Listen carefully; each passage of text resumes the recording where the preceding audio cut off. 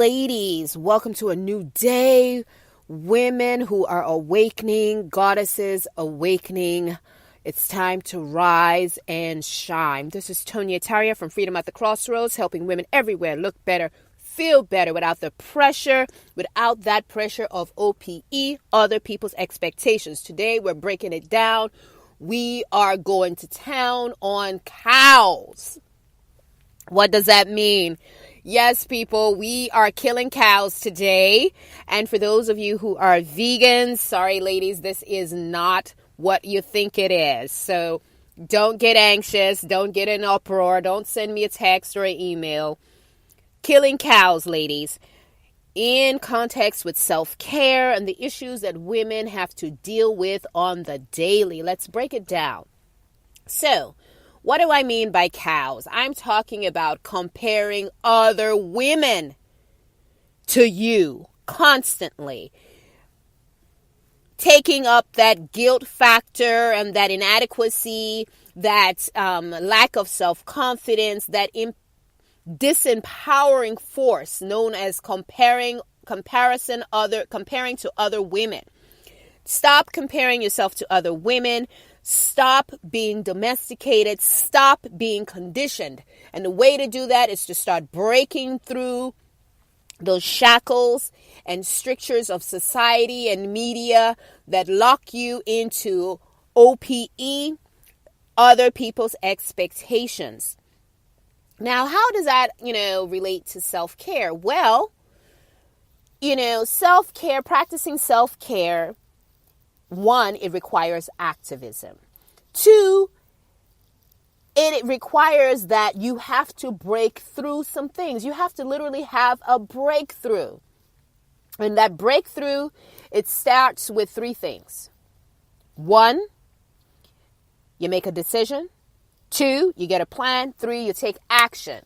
Now, that decision process, before you even get to that whole decision process, first of all, you have to be self-aware. You have to recognize that you have been conditioned and domesticated to accept the strictures and constructs of society and culture and media that says you can't say certain things, you can't do certain things, you have to do this, you have to do that you have to give until there's nothing left. Well, ladies, I'm here to tell you, women of power, I'm here to tell you that that is a lie. All of that is a bunch of BS that is part of the conditioning process that makes women feel guilty about even thinking about themselves above other things, about even putting themselves on a to-do list. How many of you have struggled with that superwoman complex where you're trying to do this, you got to drop this, you got to do this for this person, you got to do that for that person. Oh, your boss needs this. Oh, your significant other needs that. To the point that it's all crazy. And when you look for yourself on that list, you're not even there. Women, you're not even there. You're not even a thought. And so you get stuck in this rut called the hamster wheel going nowhere. And you're constantly plodding ahead. And then your life just becomes a series of tasks. At 5 a.m., you get the kids ready for school if you have kids. At this time, you got to get, things ready for work, or you help your significant other get ready for work, or you've got this to do, or you got that task to do. Your life becomes a series of tasks to the point that you become a drone. And you're just conditioned to put one foot in front of the other. That is not living. That is not living. And that whole notion of the superwoman complex is designed to keep you stuck and shackled to O.P.E. Why? Because that is a survival strategy that women have subconsciously or consciously created so that they could navigate and survive the pulling and tugging and the restraints and constraints of society and culture that says women have to do certain things, women have to operate in certain capacities. Our value is not intrinsic, but it is objectified. Our bodies are objectified. Our health and wellness have been objectified. It's time to kill the crazy, ladies. And I am up in uproar about this. I am hot about it because in 2019, we are still struggling with this. If you look at the statistics, yes, there have been some improvements in terms of women's health outcomes and things of that nature when it comes to chronic illness and when it comes to things like heart attacks. But man, woman, we're still out there dying. We're dying from lack of self-care. We're dying from poor health. We're dying from being silenced. And it's time to break the cycle. It's time to kill it, to break the wheel.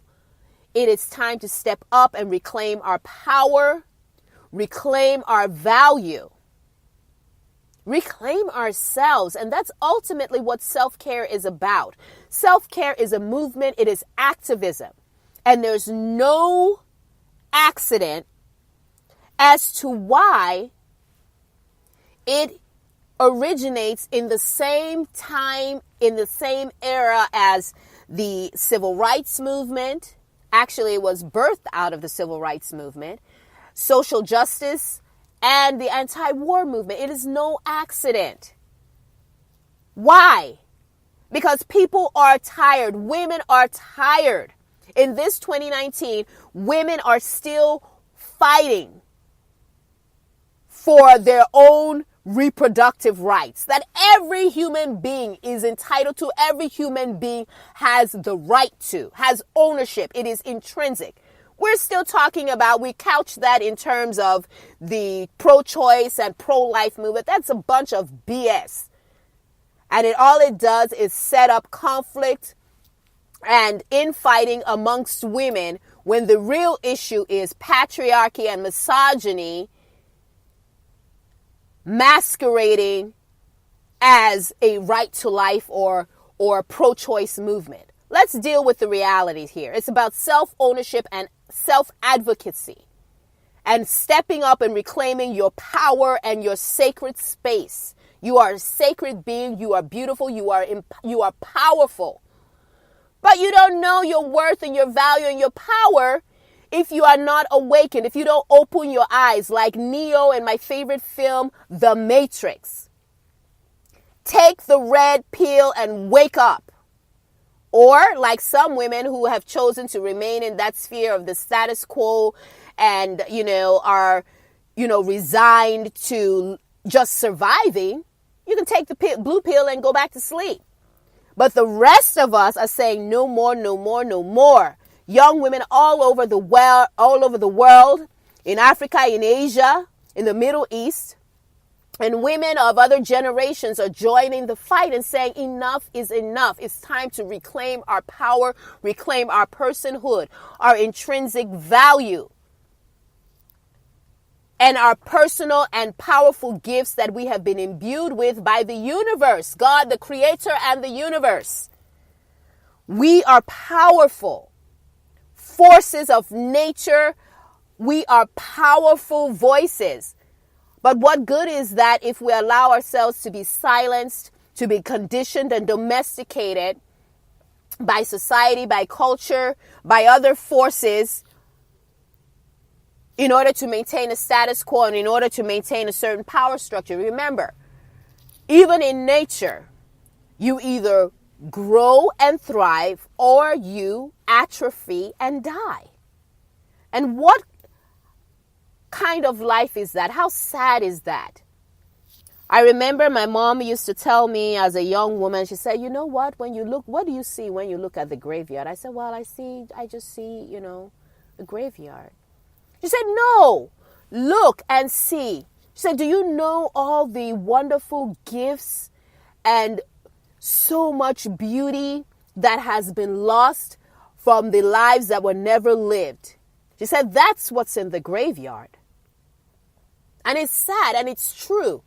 There are so many of us that are so gifted and full of talents. We all have our gifts and beauties that we bring to this earth that only we cannot unpack, and only we have the capacity to unpack. But if you do not step into your power, if you do not reclaim your personhood, who you are, which is intrinsic, which is part of the whole notion and concept, true concept and power behind self-care, if you don't own that, you die. So ladies, this is Tonya from Freedom at the Crossroads, helping women everywhere look better, feel better without the pressure. And it's time to step up. Reclaim who you are. Reclaim your power. Break the shackles of O.P.E. Kill the cow. Comparing other women to yourself. Kill that cow in your life. Till next time.